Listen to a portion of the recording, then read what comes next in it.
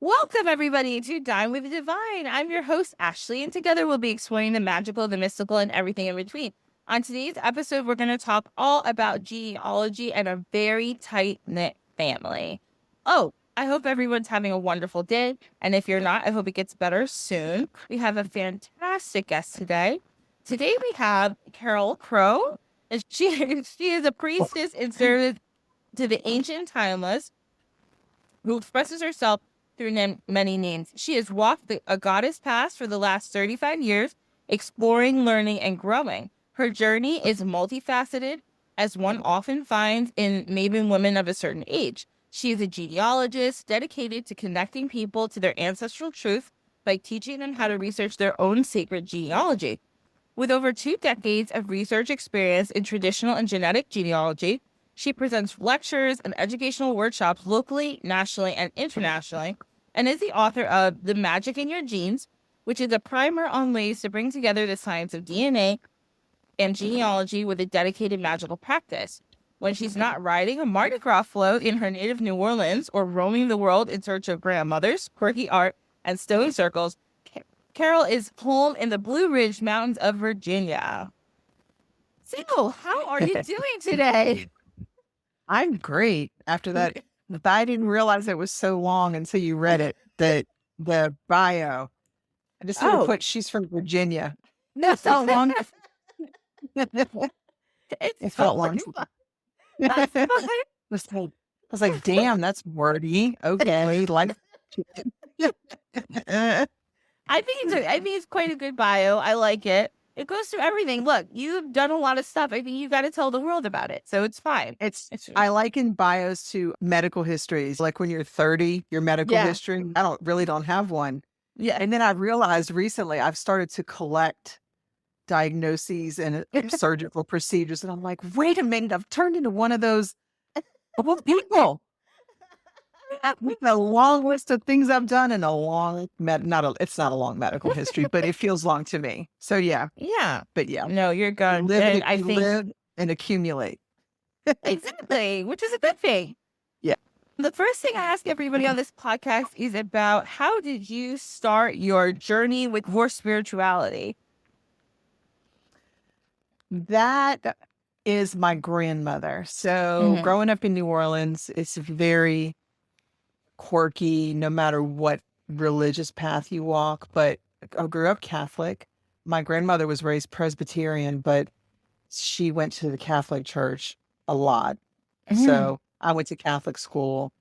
And in New Orleans, people are very familiar with Marie Laveau and voodoo. But a lot of people, well, it's become more popular now. The kind of the local folk magic history of hoodoo. It's like a working class folk magic that just permeates the city. And I didn't realize when I was growing up that it was anything different than anybody else might have done. So we went to church and then we'd go to a botanica and Mm, she got potions and stuff. And she had an altar in her house and Mary was on it, Mary. mm, But she did things there and prayed for people and people would put stuff on there. They'd leave things, little petitions. And she also read cards. So I was 8 years old. I'd lived with her a lot when I was a kid. And she'd have people come in and she'd give card readings at the kitchen table. And she used a regular playing deck, she cartomancer, so no mm, tarot. And she would record it on a little cassette recorder. And I would make coffee or whatever. And sometimes she'd give me a little signal like she'd do that. And I knew that I was supposed to go get the broom and turn it upside down against the wall behind the person so they would leave.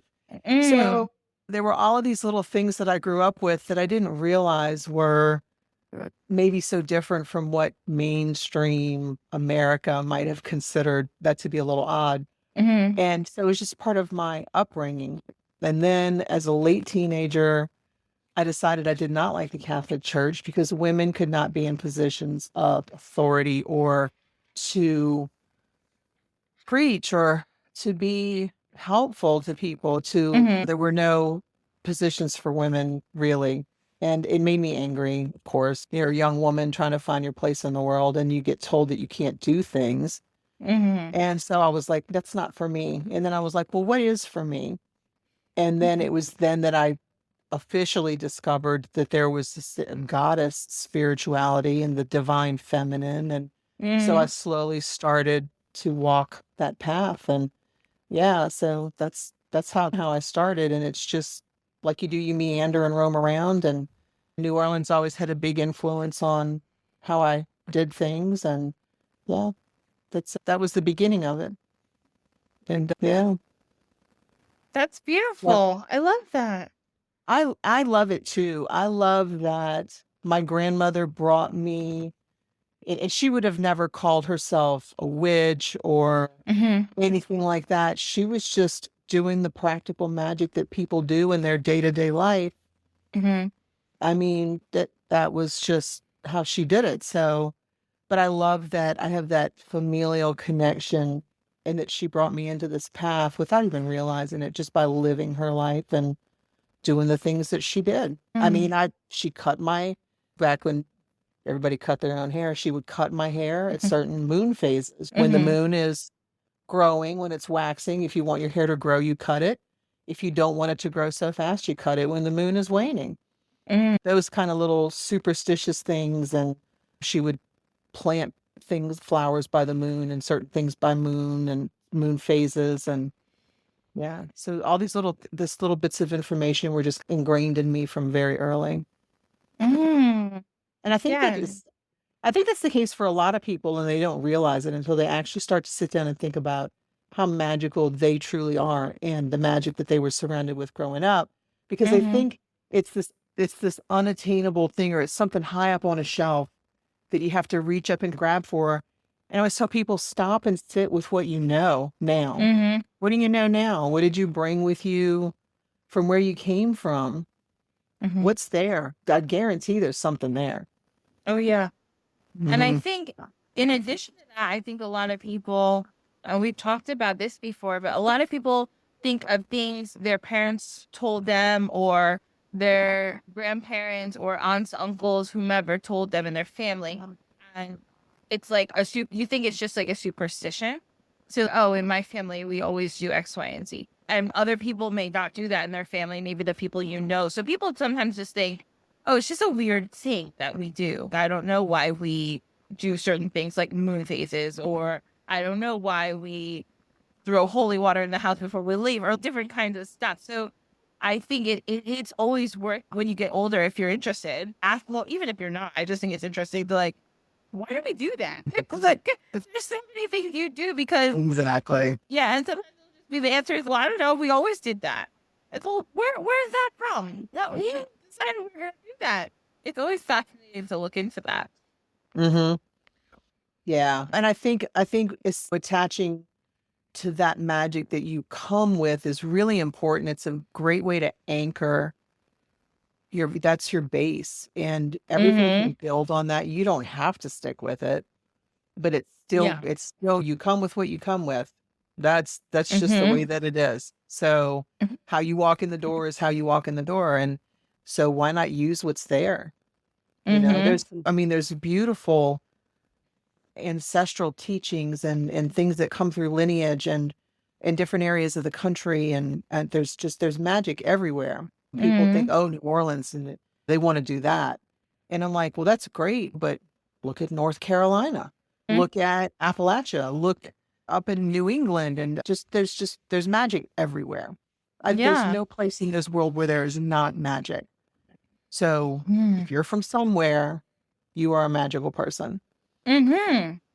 That's it. That's true. Yeah. So also, so we were talking about all this stuff, looking at your roots, and then we talked about your, like, you wrote a book all about this. Mhm. Oh, well, about like genealogy. So one thing that I think is so interesting is that, like, when I think of genealogy, I think of finding your roots, right? Like that guy on that show going into everybody's records and stuff. But what I think is so interesting about you is you also look at it from like a DNA standpoint, and then you add your own like magical practices into it. Mhm. What inspired you to do that with like your genealogy studies, to So, combine the two? oh yeah. So I began genealogy again. My grandmother, I was 11 or 12, liked a boy at school, told her, I said, I'll let you know. And she Yeah. said, who's his grandmother? And I was like, I don't know. I went to school and asked him. And I mean, who knows their grandma's like name when they're 11? I did, Yeah. but a lot of kids don't. And he's Mhm. like, I don't know. So he went home. His mom sent him back with a piece of paper. I brought it to my grandmother and she said, you can't like him. He's your cousin. And she recognized Nick. Now he was not a close cousin. I was like, what? I knew all my cousins. I have 26 cousins. So my Mhm. grandmother had 6 children. They all had lots. So we had lots of kids in our first cousins. Mhm. Um, but beyond that, I didn't realize there was such a thing as a second cousin or third, Okay. and Yeah. he was further out. But, Mhm. and so she drew a tree for me. I was instantly fascinated by this. It looked like a Mm. spider web to me. And I was thinking to myself, we are all connected. And I Mhm. realized even at that young age about how interconnected everyone is. So fast forward, my uncle, my mom's second oldest brother, was researching the family, and I worked with him for several years on that paper trail genealogy, I call it. Mhm. My husband is adopted and knew Mhm. nothing about his family of origin. And in 2006, National Geographic had a genographic project in which you could send in a DNA sample and it would tell you about your deep ancestral roots. Mm. And so I was like, oh, that's exciting. So we sent it in, and basically he's a white man from Europe. So I wasn't really impressed. I was like, okay, that's cool. Right. And I put it aside and then didn't realize until later that that test morphed into a Y-DNA test at Family Tree DNA. Mm. Well, then I saw not Ancestry, 23andMe. And I Mhm. said, oh, they have a health history. You don't have one. We have children and grandchildren. This was in Yeah. 2013. So let's do that. So his results came back and it showed that he's a carrier for cystic fibrosis. And I was like, Mm. okay, hold the farm now. We got to Mhm. find a medical history. Of course, I'm the registered nurse. I had been, you know how important that is for preventative care. And, Yeah. Yeah. and I was like, okay, we got to find out some information. So tested him on Ancestry and it took me about 14 months, but I found his birth mother using Wow. DNA. Mm. And lovely lady had been looking for him for many years. Mm. And my mother became fascinated with the ethnicity estimate, like most people are. They want to see that map that Yeah. says I'm 23% Irish and Mhm. 17% African from here, Nigeria, or whatever it is that fascinates you when you look at those things, you and the Mhm. collective, not you personally. And so she did her test, and I got her test back, and my cousin was on there. His results had also just come back, and he didn't match her in the way that he should have for him to be a nephew of a full sibling. Hmm. So her match with him was only half of what it should be. And long story short, Oh. that meant that either my mother or my cousin's father was not the child of one of their parents. So Mm. my mother has 5 older brothers. They're both mom and dad, same mom and dad Mhm. their whole lives. And a longer story short, it turns out that my mother was not the child of the man she thought was her father. And Wow. I'm not finished yet. Oh, So my shoot. dad Okay. also tested. I tested my dad. We were not very close. My mother and he divorced when I was 4, 3 or 4. Mhm. Not a big part of my life, but genealogy brought us back together because I was trying to collect these family stories and correct misconceptions that I had been told when I was a kid. Like I was told I Mhm. was Native American and all Mm. this. Yes. So his test results came back and I noticed some discrepancies in that, but I wasn't able to ask him about it because he went in for a diagnostic procedure and went into respiratory failure and died a few days later. Oh my goodness. So But sorry. long story short, I found out that my father is not the son of the man he thought was his father. So both of my Wow. parents were what's called a non-paternity event, and Mhm. their father was not actually their biological father. So basically, this tree that I had spent years building was chopped off at the ground. Just imagine taking both your grandfathers off your tree and how much Yeah. that cuts away about half of it. And Mhm. my mother was so destroyed. She was so devastated. And I said, I've got to solve this. And she said, I don't want to know. Of course, she eventually would. So I got to work. And Mhm. I said, okay, before I had done all this genealogy work, I was a mess. I didn't Mhm. have good record keeping. It was slapdash. I'd write things on scraps of paper. I Mhm. copied trees without verifying things, all the mistakes that novice genealogists will make. And I said, I've got to crack down and really get serious. So I started this back when I was looking for my husband's family of origin. And I realized how much magic I was pulling into this. I Mm. had talked to these people. I'd put these people on my altar and I made a little mirror, like a scrying mirror inside of a frame Mhm. as a kind of a place to a connection or a portal, I guess, to reach out to these people who were unknown to me that I wanted so desperately to find. And I just developed this practice. And Mhm. for me, it was great because it made me feel like I was doing everything that I could do to find the people that I thought were important for my family to heal Mhm. the fractures that this tree had suffered. My tree had suffered terribly, and I wanted Mhm. to heal this. So it took me again about 14 months and I figured out who my mother's biological father was. Mhm. And my dad's was much more difficult. It took me almost 5 years. And I Wow. did not think I was going to solve that, but it took me 5 years. And practice sustained me through that. Um, and so, and then I worked with other people along the way. My Mhm. grandson's other grandmother is adopted. I worked to Mhm. help her find her birth family.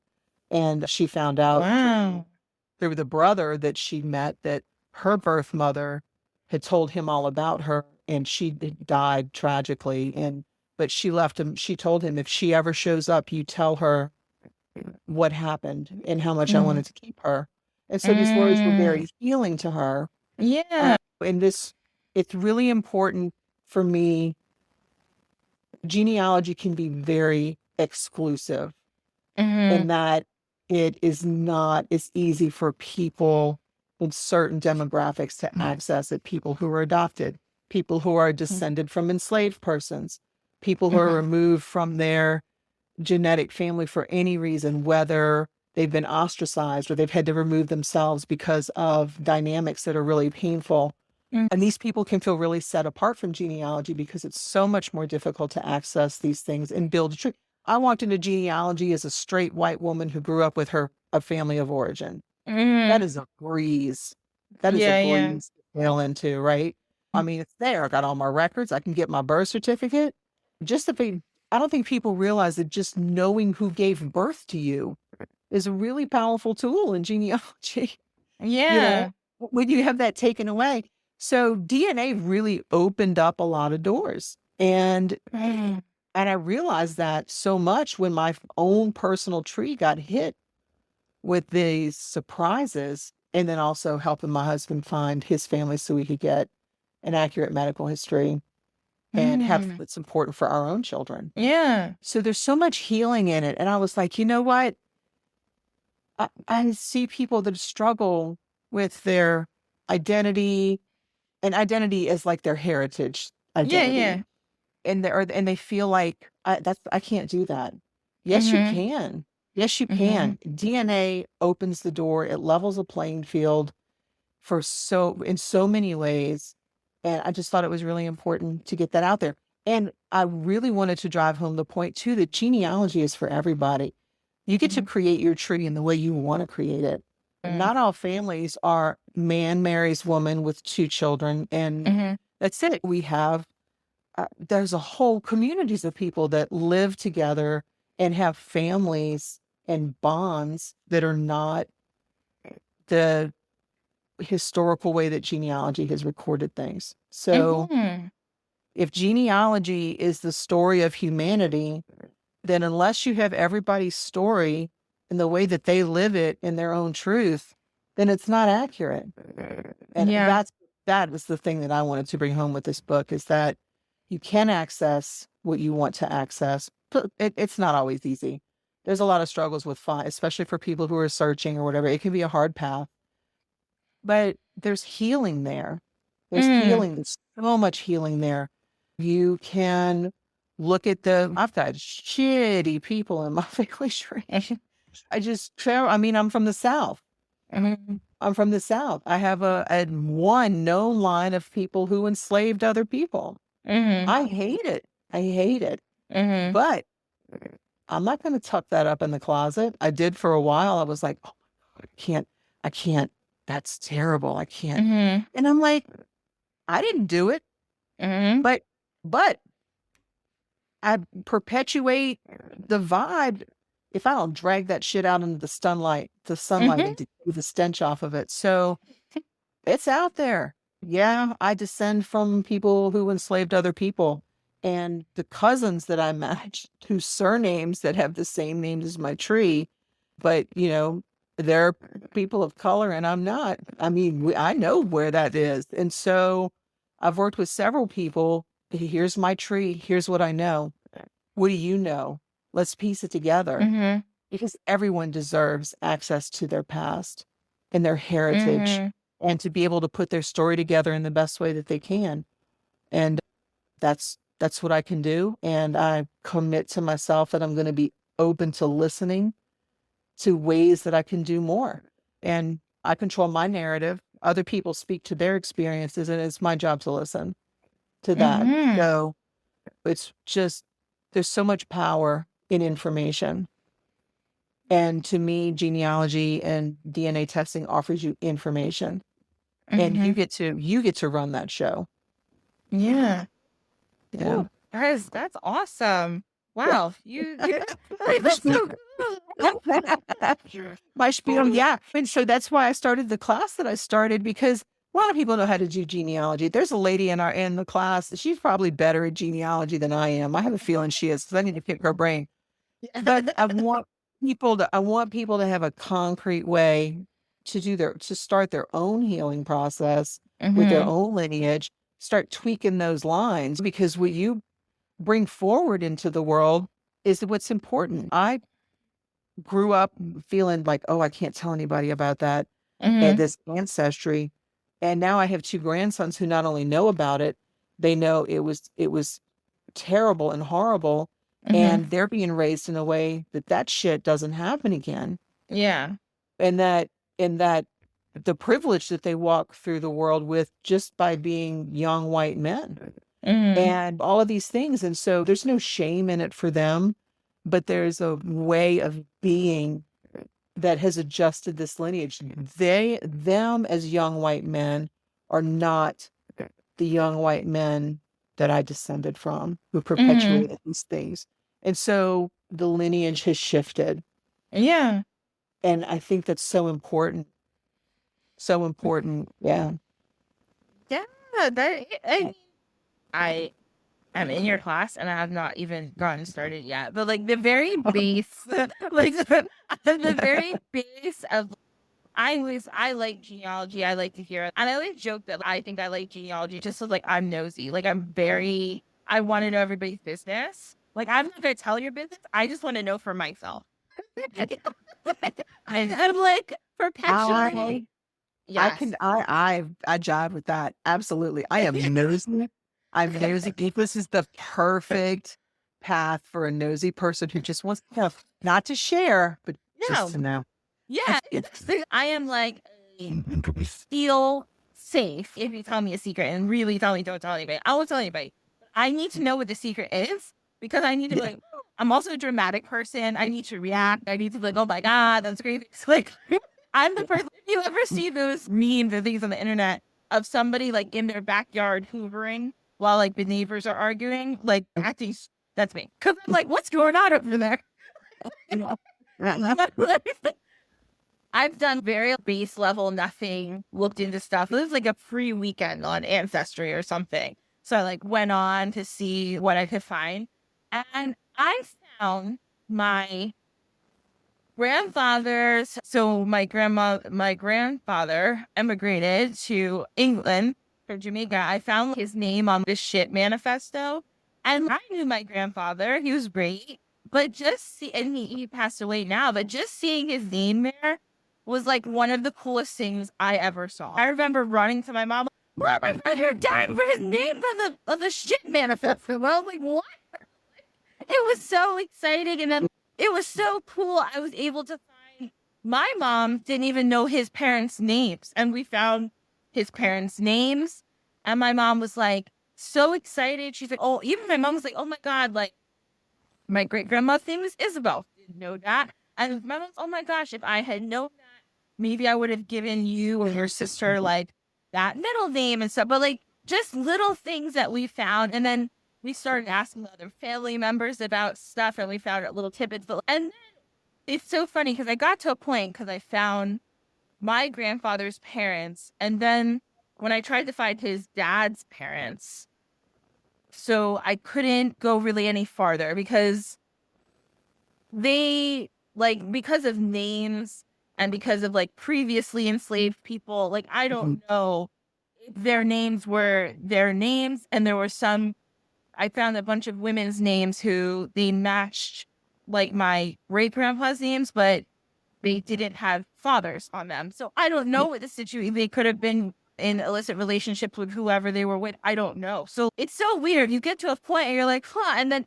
that's where all the DNA stuff would then probably come even more in handy. Yeah. Because like you're saying, everybody's family has stuff that you don't. There's a point where we don't remember. Like you're not going to remember. And there's somebody in your family who will not remember that far back. So, and people like with your family, there's lots of situations, probably in every single family. If you go far back enough, there's somebody who was maybe raised by someone else or somebody who doesn't know that's not their parent or whatever the case may be. Or was raised in a community of people. I've seen that where somebody was raised in a community and then they'll literally be like, well, I don't know exactly who my mom or my dad was, but I was just raised with all these other people. And that was just the situation. So it's the DNA part I think is so interesting and like just so cool that you have combined that with like magic. I love that because it's so magical. It's so cool. I love it. It's important. It's important. Mhm. Yeah. I just I just love it so much. I love the power that it can give somebody. And that's the thing. When you empower people, they just do better. They feel, they believe that they can do better. Right? I mean, in terms of being in control of their lives and just that little bit. I talked with several people in different marginalized communities about what genealogy and DNA meant to them. And one person told me, he said, and he uses the word, they uses the word queer. He said, for queer people, DNA is the only way many are able to know anything about their heritage. That's because, a very good point. or in adopted people, it's the same thing. We knew nothing about my husband at all. He was just Mhm. a guy. I mean, just I didn't know. My sister's daughter is biracial. Um, Mhm. yeah, mixed is what she says. I'm mixed. That's what she calls herself.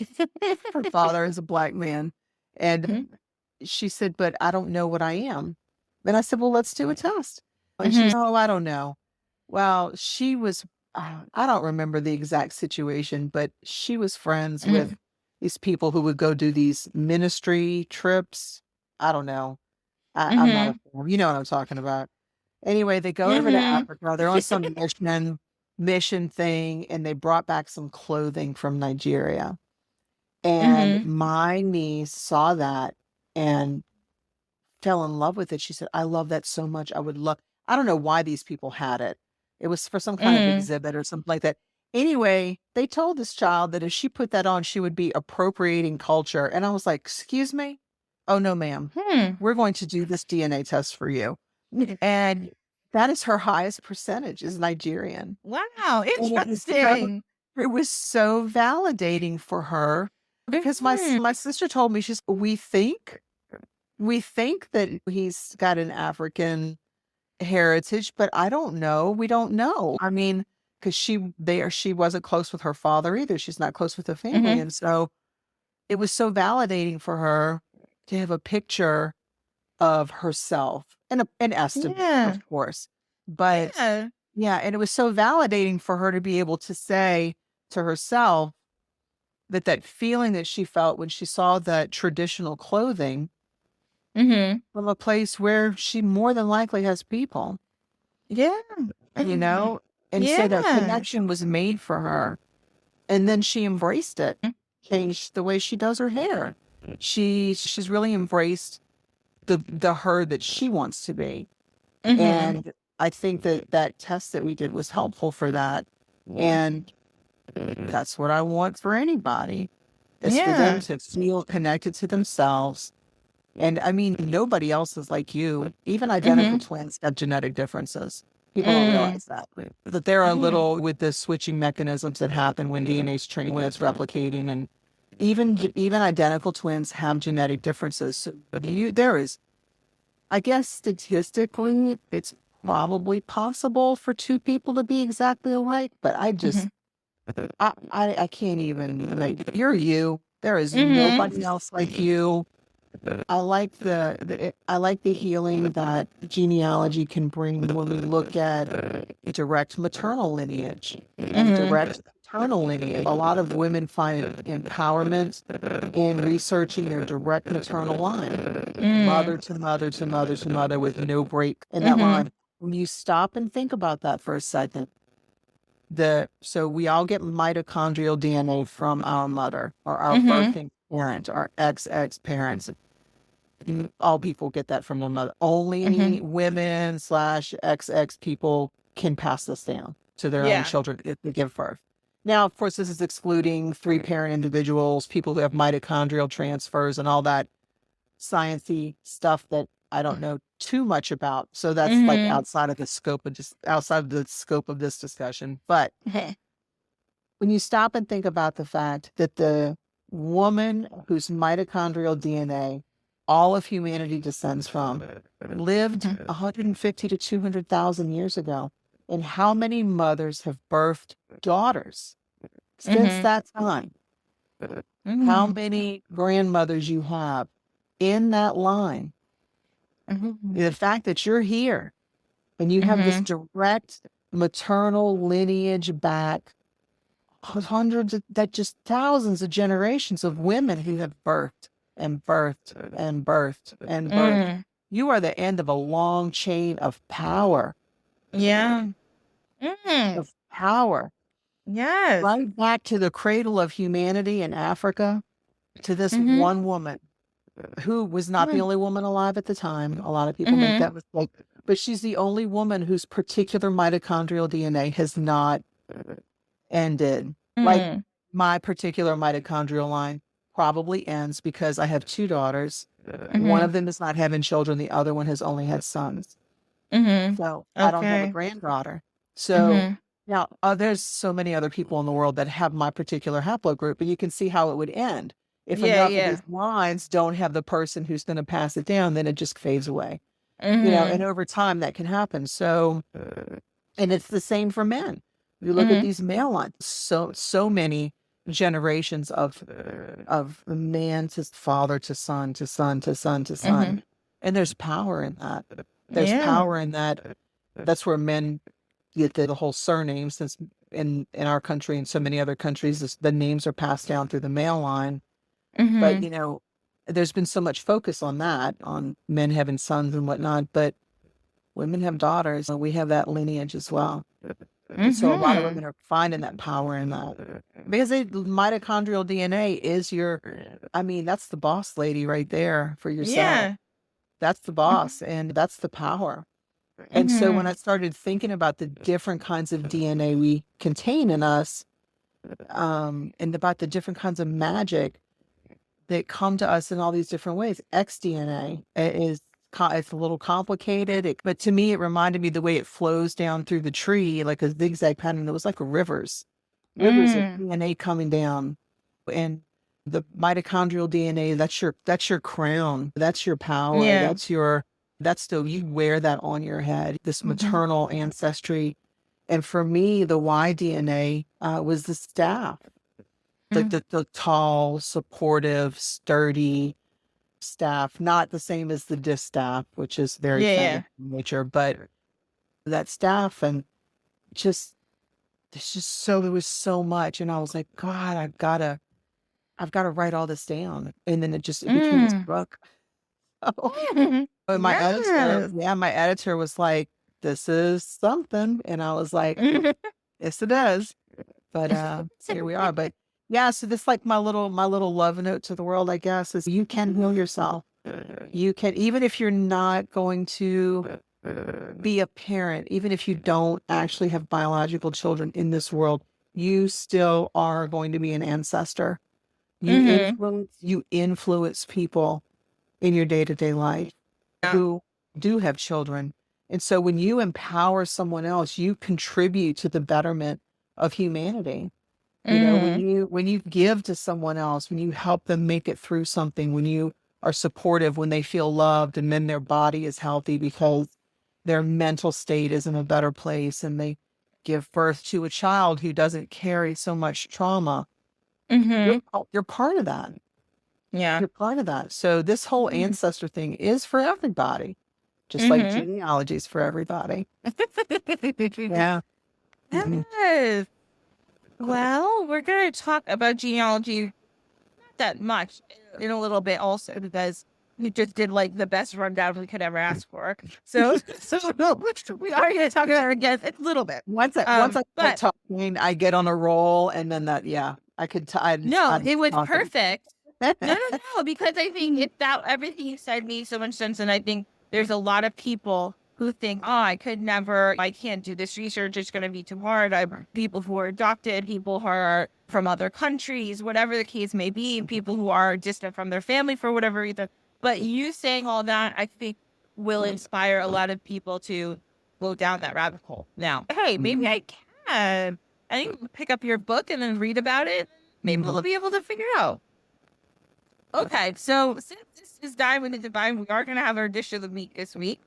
And since you hail from New Orleans, one of my favorite places, I've said it before and I'll say it again, I don't know how people get anything done there because it's just like a fun thing. I mean, obviously I'm a tourist, so it's different, but also I don't know how anybody is not everyone there is morbidly obese because food is delicious. So we're going to talk about. I am obese. I'm a fat ass. I admit it. I have gripped the reality of it. And yeah, New Orleans has contributed to that in many ways. It is. Woo. Yeah. It's a foodie's paradise. It's The delicious. fruity Like, carrot. Yes. yeah, it is. Yeah. So I'm just going to mention some New Orleans foods. Obviously, everybody, I'll put a list in the show notes, but there's all these different things that a lot of you have probably heard of. I know some of them we've talked about on the show before, but some of the things New Orleans is famous for. So New Orleans is near the, what is that? The Gulf of Mexico also. Yeah. Yeah. Yep. And it has a lot of swamps and stuff. And those, well, not New Orleans, but the state of Louisiana has a lot of swamps. So there's a lot going on. There's a lot of sea and ocean stuff, foods going It's a on here. watery place. Yes. Yes. Also, side note, I'm terrified of alligators. So when I was in New Orleans, I was like obviously in the city, but I was like, oh no, I'm so afraid that there's going to be an alligator somewhere. That's all I ever heard of the bayou, which I know is not the same. It's a different part of Louisiana. Is like alligators. There's just alligators everywhere trying to kill everybody. I'm so scared. There are alligators in the city of New Orleans. Bayou St. John is a bayou. It runs. Yeah. So yeah, there are alligators, but you're unlikely to encounter one in the French Quarter. If that's where good, you everybody. go. Yeah. And side note, they do climb fences. No. What? Oh no. I'm even more scared now. Oh my god.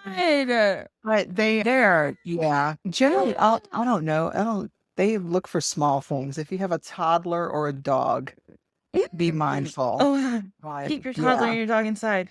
Oh my god. Mm-hmm. Okay. Let's not talk about alligators because I'm thoroughly going to poop myself. So let's talk about some foods from New Orleans. So we got gumbo. That's a classic. Everyone's heard of gumbo. It's like a stew. You put lots of different stuff in it. It depends on what you want to put in it. Yep. Then we have this thing called, well, not this thing, but okay, they eat a lot of crawfish, which, okay, is a crawfish technically like a small lobster? I don't understand what a crawfish really is. It looks like a small lobster. Basically, it's a shelled creature that lives in the water. I mean, I don't know how the whole crawfish thing got started, but I will tell you this: it is a point of pride with my husband that our daughter boils crawfish better than he does. She is in control of the family crawfish boil. Do not mess with her. Wow. Don't touch her spices. Don't touch her potatoes or her garlic or her corn or anything else that's going in there. She has got it on lock. Don't mess with the girl's crawfish routine. And it is good crawfish. So there can be really bad crawfish when you go to peel it, if it sticks and stuff like that. It has to be boiled a certain way and it has to be spiced a certain way. Sometimes it's too bland. Anyway, crawfish is a thing. They are delicious. I also have terrible feelings of guilt because you throw them in the water alive. And I remember being a kid and crying because you could hear the clanging on the lid of the pot. And then it would go quiet. I didn't eat crawfish for a long time.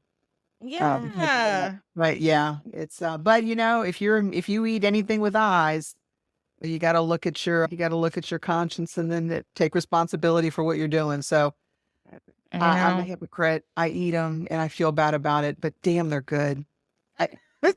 No, I do love them. Yeah. I'm also not a vegetarian or vegan, so I mean, I can't say anything about that. I eat meats and fishes and all those types of things. So it's cool if you don't want to eat that. I get it. But if you do, you can. It's fine. You just got to reason with your conscience. So then we have jambalaya, which is a rice dish. So you can put sausage in it. It's like different types of meats in it. It reminds me a lot of African jollof rice a little bit, but it tastes completely different. Yeah. There's probably a history there, though. So a lot of the food in New Orleans culturally has so many sources. It's got Native American sources. It's got African sources, and just of course from the Caribbean. There's so much influence in that as well, and then of course England and wherever else people came from. But yeah, it's got such a crazy history. Yeah. Yes, jambalaya is a big thing people love. Red beans and rice. Ooh, I ate red beans and rice 4 days in a row when I was there. I was like, I gotta stop eating all this sausage. But it's delicious. It's red beans, like kidney beans and rice, but it has all sorts of beautiful seasoning in it. and then there's usually sausage in it, and it's really, really tasty and delicious. Yeah. There are no tomatoes in gumbo, by the way. I just Okay. want that came to mind. I just had to put that out there. There's no tomatoes in gumbo. Okay, go ahead. No tomatoes in gumbo. You heard it here first, folks. There's no tomatoes in gumbo. Don't do it. And then we have beignets, which are like, I think I'm saying it right. Beignet? You are. It's Beignets, beignet, yeah. right? Okay. Yeah. Beignet, which is like a fancy donut. It's like a fancy New Orleans donut. It's like usually square and it has powdered sugar on it sometimes. And it's very, very tasty. Again, it's fancier than a donut. And it's better than your standard donut, like way better. It's like a puffed up when you fry it, it puffs up. So there's like air inside, and it's delicious. It's so good. So good. It's so good. Oh my gosh. Yeah, absolutely delicious.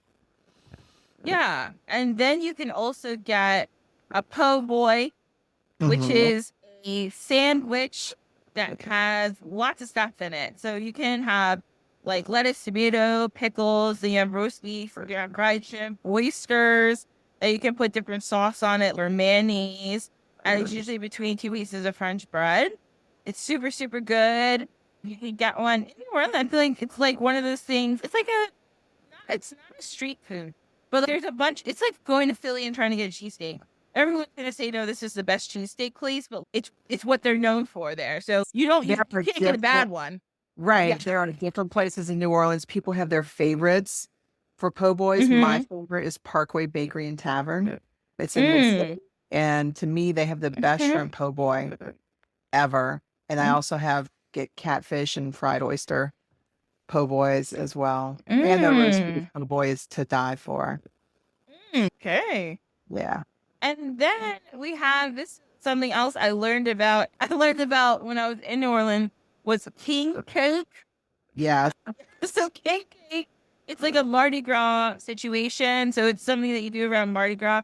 And in the cake is a little baby Jesus. And whoever gets the baby Jesus, I think, is like the king of the party or something like that.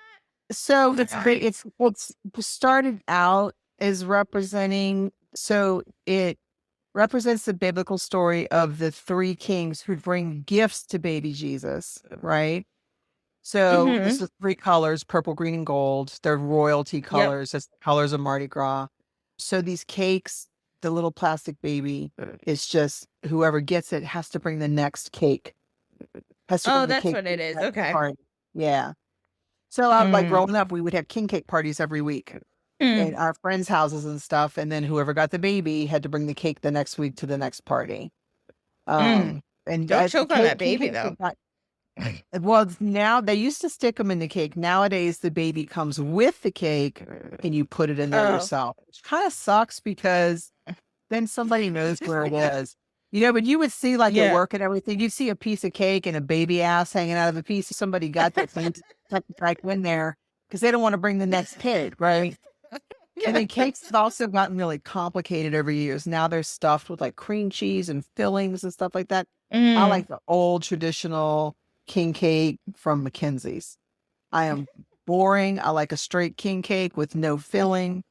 It's like a sweet bread with sugar on top. So that is, and I have to say, do not eat king cake outside of Mardi Gras season. Mardi Gras season begins on January 6th. That is Epiphany in the Catholic calendar, right? Or 12th night, right? 12 days of Christmas. Then you can eat king cake. Mardi Gras is a season. It's not a day.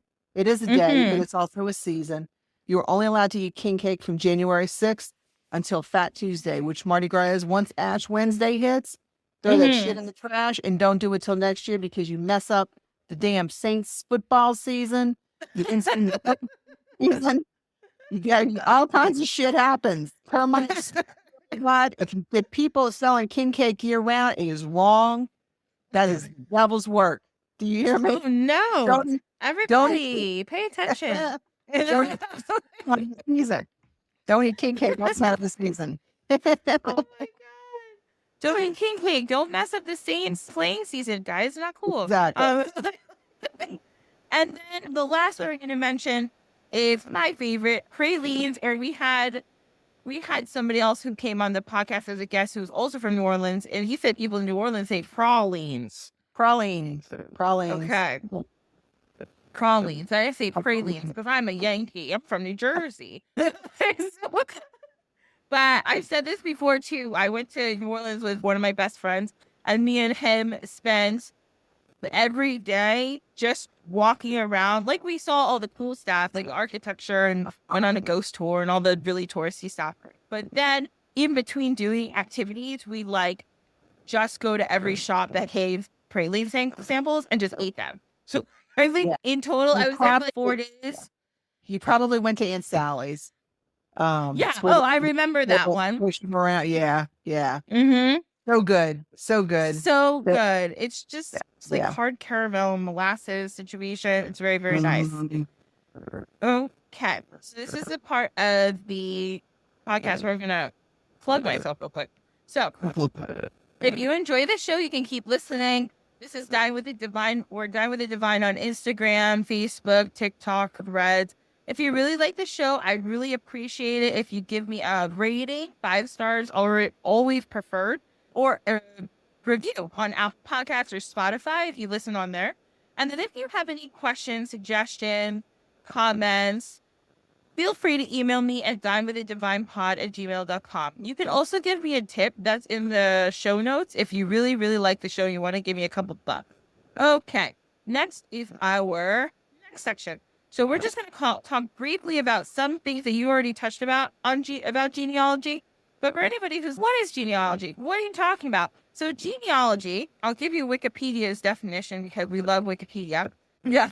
So genealogy is the study of families, family history, and the tracing of their lineage. Genealogists use oral interviews, historical records, genetic analysis, and other records to obtain information about a family and to demonstrate kinship and pedigrees of its members. The results are often displayed in charts or written as narratives, and the field of family history is broader than just genealogy and covers not just lineage, but also family and community history and biography. So a couple of reasons people might want to do genealogy.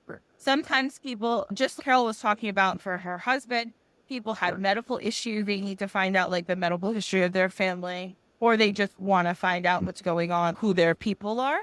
There's community and religious obligations.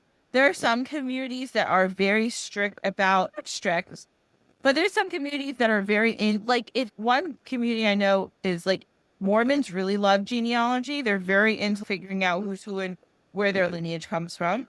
There's the example here that I have that is in New Zealand, Maori people, they have a whole thing where it really, really encouraged to find out who you are through your lineage and through your tribe. So then some people want to establish identity. So this could also be people who are part of royal families that historically in the past, they want to keep records. Most royal families have the privilege, because they were rich, of always knowing who they were from. And because they were a big part of history, people were always writing down who the hell they were. So that must be nice. And it used to be, back in the day, it was important to establish who was going to rule, depending on the rules of that country or that place. For legal and forensic research, some lawyers are involved in probate cases that they do genealogy to locate heirs of different types of property. Detectives may even do their own genealogy research, or hire people to help them with DNA evidence to identify victims of crimes or the perpetrators of crimes. Sometimes because of research, and sometimes it even says here because of like discrimination, things like that. Okay. So then the other thing I just wanted to touch on before we get to our story is some of the ways people use the types of information genealogists use. So there's a bunch of different stuff. So the first one we talked a lot about already, we talked about DNA, which is a really, really big one because, like you said, Cairelle, DNA it links us all. So it's great. So then we have family names. That's one of the first and most common one people use it. So if you are lucky enough to have that family name, you can try to trace it back. But that gets scary, right? Especially when we think about, the easiest example I can think about is people who came to the United States through Ellis Island. a lot of their names, if the officer who was checking them in couldn't pronounce their names, they changed them. That happened a lot. But they were coming from a country where maybe it was a little bit more difficult for them to say their name. They could change the name, they could simplify it. So sometimes people, and then there's people who came, and I know this actually happened in a lot of Irish families. Sometimes they would change their names on purpose to make it sound less Irish because it was hard for people to get hired and things like that if they had very Irish sounding names because of the discrimination and things like that. And then there's sometimes where families just change their name back then. Now I'm saying back then, which isn't that long ago, but before computers and before like Facebook and social media, it was a lot easier to get lost. Like people could just be like, I don't, people could just be like, my dad did that. So my father was born with one surname. That the man we thought was his father was terrible. My grandmother remarried. He just took his stepfather's name. That's the last name I have. My maiden name belonged to my step-grandfather. It wasn't even legal until my parents decided to get married, and my dad was in the Navy. And they were like, he brought his papers in, and they're like, why are you in here as Ted Clayton? That's not you. And he says, my stepdad. And he had to choose. And so his father's name was George Rail, Rael.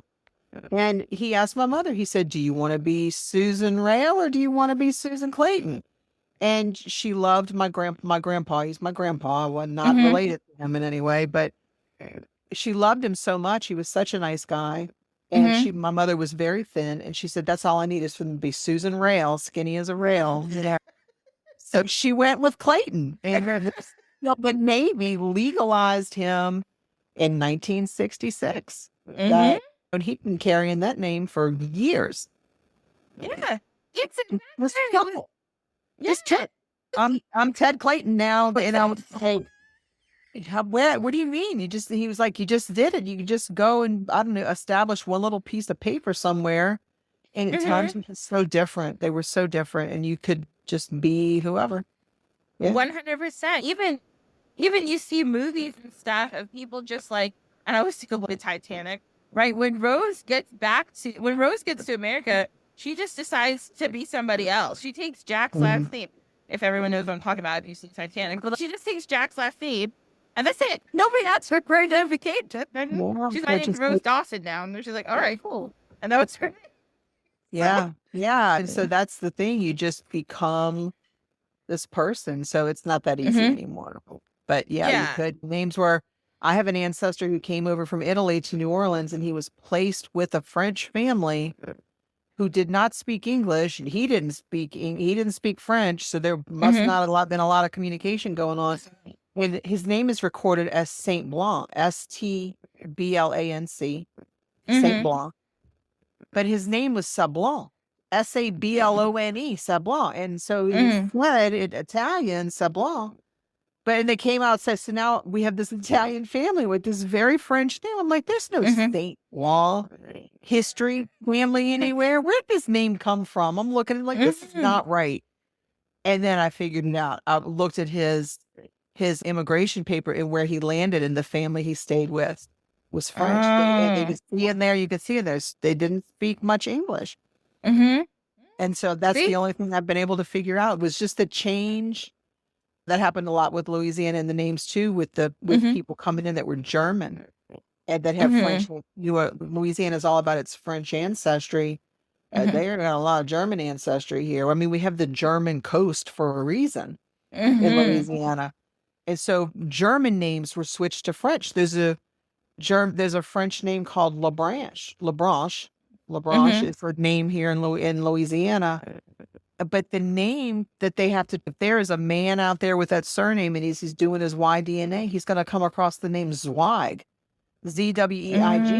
That went from Zweig to LaBranche because Zweig means twig or stick or branch.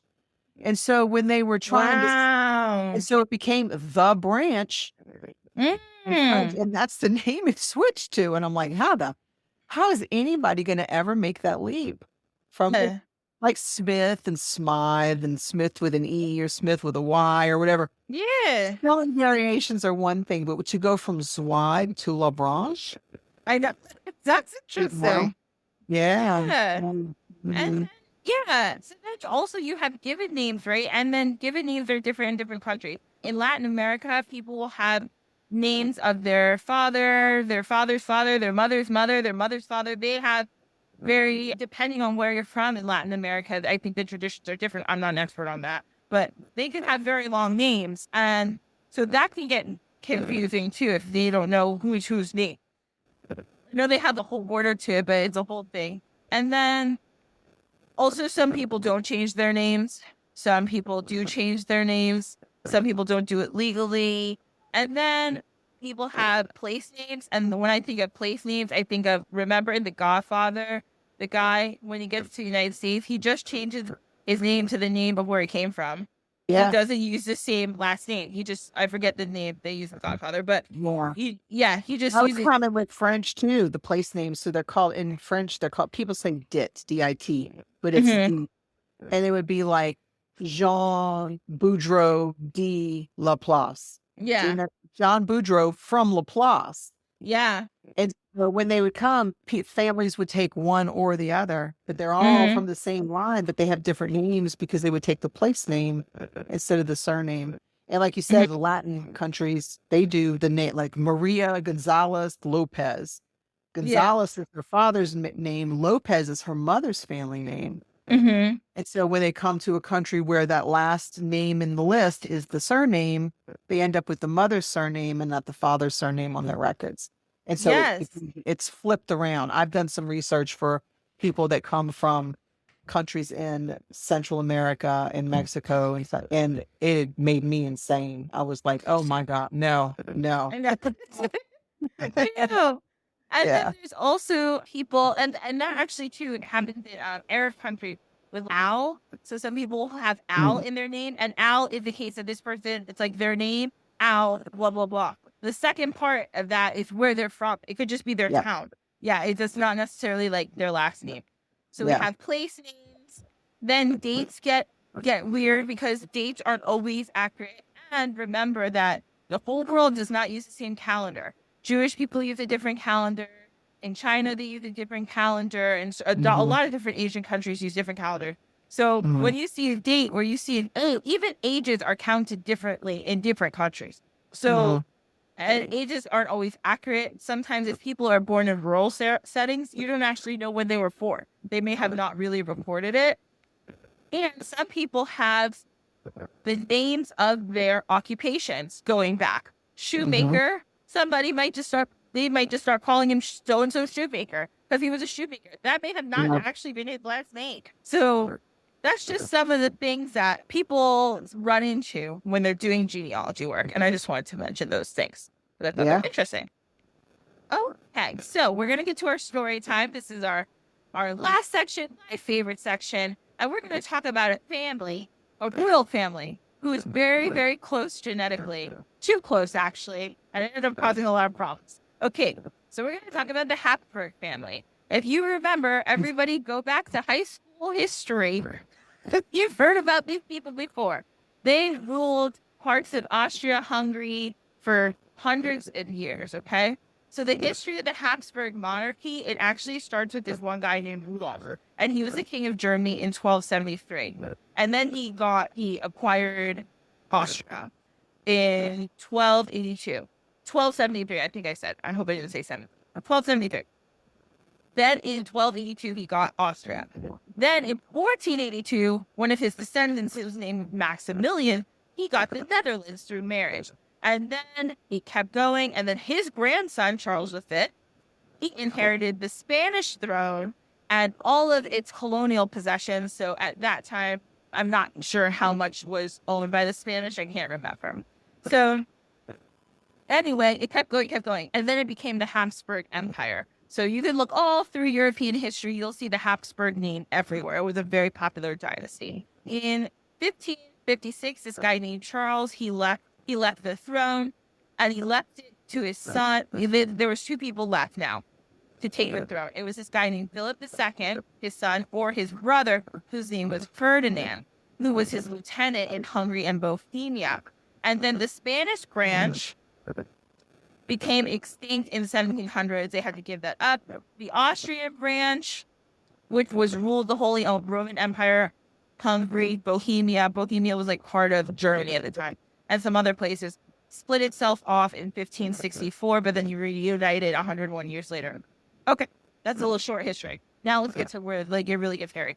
So what we're going to be talking about today is the Spanish part of the family. And the Spanish part, there's this guy, and his name's Charles II of Spain. So he was born November 6, 1661. And he was the only surviving son of Philip IV of Spain and Mariana of Austria. And they were an uncle and a niece. So it was an uncle who married his niece, okay? So this happened a lot in European history. This is a big thing. And if everybody remembers, okay, keep this on the side. Let's go real quick to Russia. Everybody get in your car. We're going. So we get to Russia. Remember now the Romanovs, the last ruling family of Russia. The son, I think his name was Alexei, he had hemophilia. Okay, so that's a blood clotting disease. I think it's only men who can get hemophilia, I believe. So it's a blood clotting disease, and it was something that was a lot in royal families of Europe because their DNA was also close and they were all only marrying each other. A lot of these royal men would end up having hemophilia and other diseases because their DNA wasn't spread out enough. Everyone was too close. So, like I said, it was pretty popular. So back to our friends, Charles II. Right. So it was popular that they did this, and people wanted to keep their families and their money in the same family. But the Hapsburgs were like very extreme with it. So, okay, sorry, I know I'm jumping around with timelines. Of 11 marriages contracted by the Spanish monarch between 1450 and 1661, the vast majority contained some element of consanguinity, which is a sharing of a common ancestor. And while Philip and Mariana were one of the two unions between uncle and niece. So, you guys, out of 11 marriages, most of them, the people who got married, contain one common ancestor. It's too many. It's too much. So, also, Charles II, his grandma was also his aunt. Weird. Okay, so one thing that also happened at this time, and this was like racism, was the Spanish had this thing called limpieza de sangre, which also meant blood purity, because remember how in the south of Spain, there were some Jewish people and some Muslim people, and then the Spanish tried to they got rid of them. They pushed them out of Spain, like, and there was the Moors and all that kind of stuff. As people got more racist, they had to prove that they weren't Jewish and they weren't Muslim. So in keeping the people in the family, you were proving like, oh, no, we're not one of them. So it was also part of reason that they kept us together. So Charles II had a lot of problems, okay? So his dad died when he was 3, and his mom was queen regent till he could come of age, okay? But he survived a childhood attack of measles, chickenpox, rubella, and smallpox. All of those can kill you, by the way, all of those diseases. That's why we get vaccinated for all of them now, especially back then. And so one thing that Charles had was this thing that they called the Hapsburg jaw that a lot of people had. They had these long jaws. And you can see tons of paintings of them. This was like a thing for the Hapsburg. Again, they all were intermarrying. So they have the same kind of physical feature. It was a large protruding jaw that many of the members of the family had, and it affected Charles II so badly that he couldn't swallow food unless he chewed it really, really well. One of the other problems he had was called combined pituitary hormone deficiency, which is caused by one of the genes, and it only affects 1 in 8,000 people, and it's caused by a lack of important hormones from the pituitary gland. So he had all these issues. He had weak muscles, infertility, impotence, digestive issues. He also had this thing called distal renal tubular acidosis, which meant his kidneys couldn't get rid of acid. So it led to he had bloody urine and, again, rickets, which I don't know what the technical term for rickets is. I'll put it in the show notes. I'm sorry. And he had a very big head.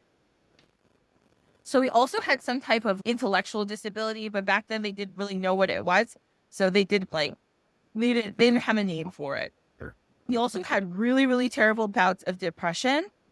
So now he was getting older. This is all when he was a baby, by the way. He didn't get older yet. So then he got older, and they're like, "Oh, Charles, you need to get married, have a baby." And they're like, "We have to find somebody to marry you." So they found this lady named Maria Louise, and she married Charles II. But she couldn't get pregnant, and nobody could figure out why. She just couldn't get pregnant.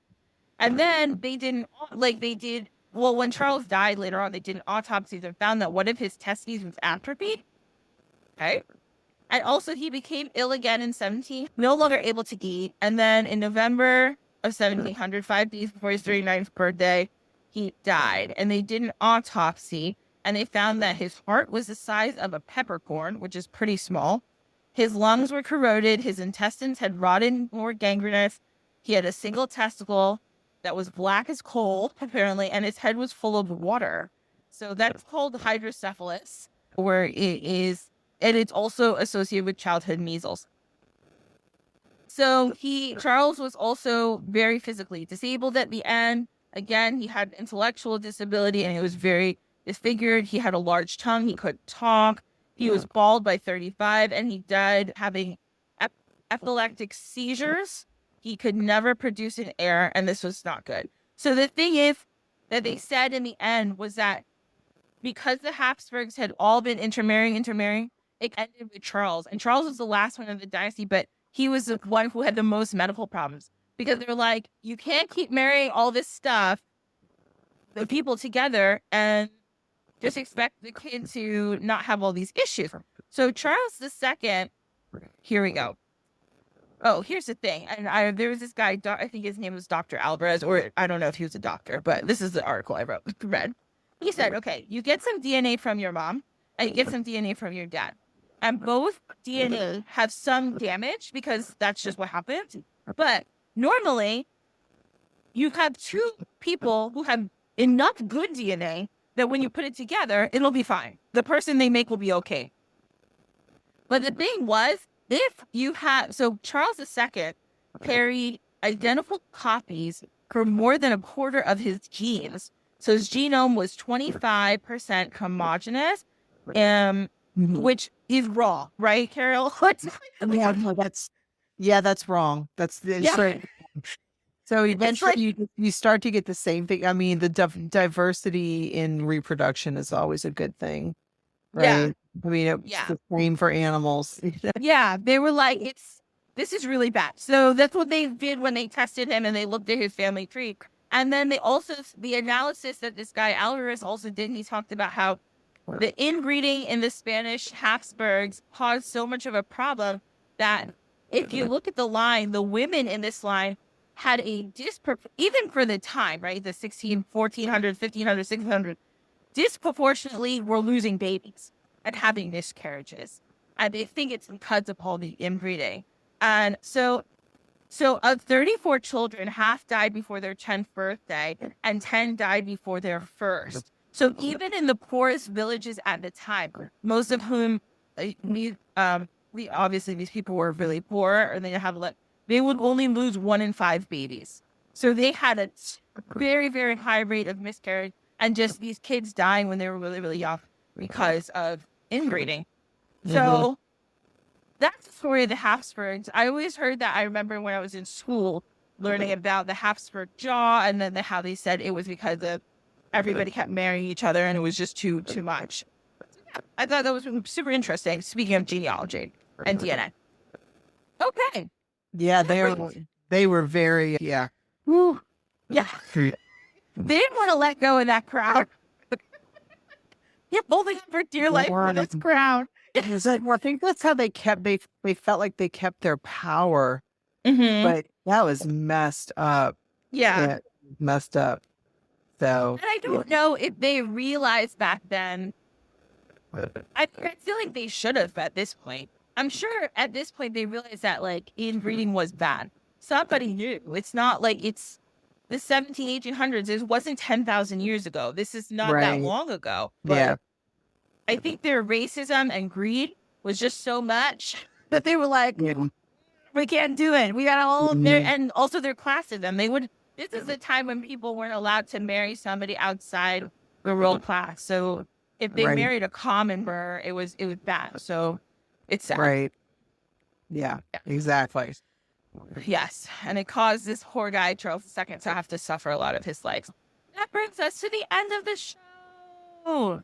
So thank you so much, Cairelle, for being here. I really Yes, appreciate thank it. you. It was And fun. thank you. I love talking Yes. about stuff in this stuff. So, yeah. Yes, anytime. And I just want you to share whatever you want to share about wherever people can find you on the internet. You can find me on social media. Let's see, I'm on Instagram and Threads. I'm not on Facebook too much, but my handle is I am Cairelle, IAMCAIRELLE. And my website is cairelle.com, CAIRELLE.com. And yeah, and then I have a genealogy priestess.com is my training class that just started. Yeah. Yay. Awesome. Mhm. Yay. I'm so excited. I'm so excited to do this class, honestly. I was like so nervous, but then because I also think I was like, I don't know what I'm doing and I'm not smart enough. Because I started reading your book, I was like, I don't think I'm smart enough to do Yes, this. you are. I was like, There's so much information out there. Everybody can do this. And if you have a hard time, there are groups out there that are so supportive. And yeah, do it. Do it. Do it. Everybody's smart enough and everybody's important enough. Yeah. Your story, your story matters. Everybody's story matters. If you're listening to this, your story matters. Your life matters. So, yeah, make your mark. Leave a little legacy behind with your stories. Yeah. Awesome. All right. So now you guys all know where to find Cairelle. And I just want to thank her again. And I want to thank all of you for listening. Again, this is Dine with the Divine. We're on Instagram, TikTok, Threads, and Facebook. I think I get confused sometimes, but I think that's where we are. And if you really enjoyed the show, like I said, if you don't mind, give us a rating, give us a review. We love it here. And if you have any suggestions for episodes or comments or anything you want to tell me, feel free to message me on one of those apps or email me at dinewiththedivinepod@gmail.com.